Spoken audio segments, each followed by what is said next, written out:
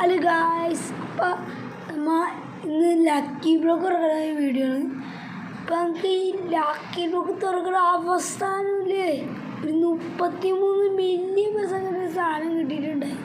ആ ക്ലിപ്പ് ഞാൻ നിങ്ങൾക്ക് കാണിച്ചു തരാം. ലാസ്റ്റത്തെ സീനാവട്ടെ ഗൈസ്. ഞങ്ങൾക്ക് തുറന്നിരിക്കാം. എന്ത് കിട്ടും നോക്കാം. എനിക്കൊന്നും കിട്ടൂല തോന്നുന്നു. മറ്റേ അലേസി അല്ലെങ്കിൽ കാർലോ അലേസിയോ അലേസി കിട്ടും.